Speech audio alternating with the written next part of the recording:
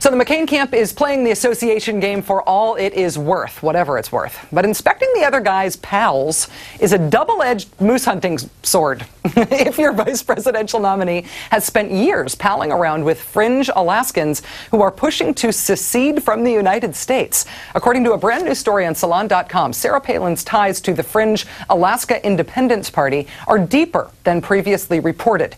Want to know what the party's founder, Joe Vogler, was all about? Try these quotes.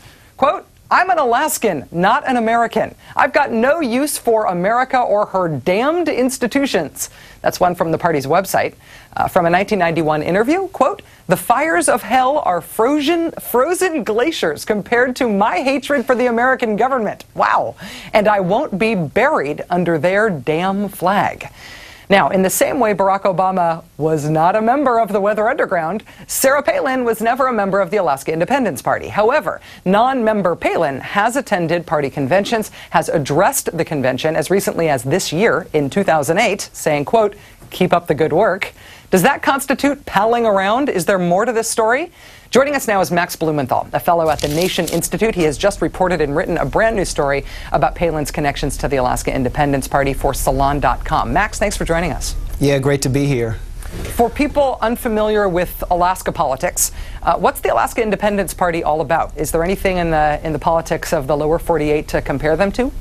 There is. In the lower 48, there's a neo-Confederate secessionist movement that reveres the Confederacy, the lost cause, and they are intimately linked with the Alaskan Independence Party. So is the Constitution Party, a theocratic party that wants to put the United States under the control of biblical law. The Alaskan Independence Party, since it was founded by Joe Vogler, has been a haven for anti-government extremists, anti-government militia members, and conspiratorial figures who believe that the United States government plans to implement a new world order.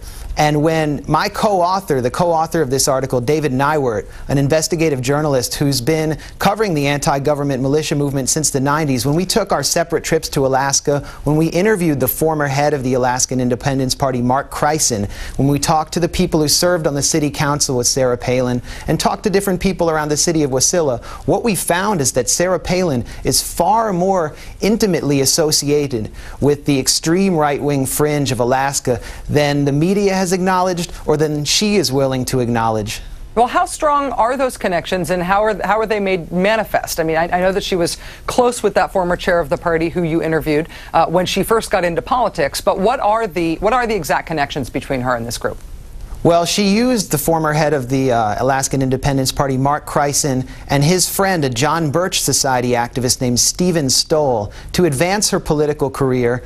And then once she was elected mayor and then governor, she used her position to advance their agenda on a local and state level, and she sought to reward them with plum political appointments. For example, the guy I just mentioned, Stephen Stoll, he's known around Wasilla as Black Helicopter Steve. That's because there's a rumor that he had taken several high-powered automatic weapons and wrapped them in plastic and buried them in his front yard in expectation of the federal government bringing on the New World Order. He wanted to be ready.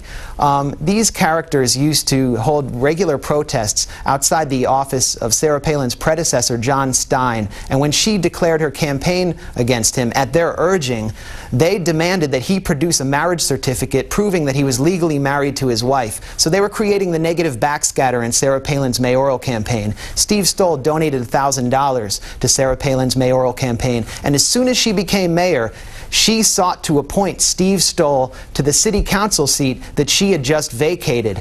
This appointment was blocked by a city council member me and David Nywert interviewed named Nick Carney because he considered Steve Stoll a, quote, violent influence. John Stein, the former mayor, said, and I'm paraphrasing here, that Steve Stoll is the kind of guy who, if he disagreed with you, would take you out in the parking lot and beat you up. People around Wasilla consider this character a menacing and extreme figure, but Sarah Palin sought to appoint him to city council. Max Blumenthal, fellow at the Nation Institute, contributor to Salon.com. We'd advise our listeners or our viewers who are interested in checking out more about this to check out Max's very detailed article at Salon.com about these associations today. Thanks, Max. Thanks for joining us. Thanks for having me.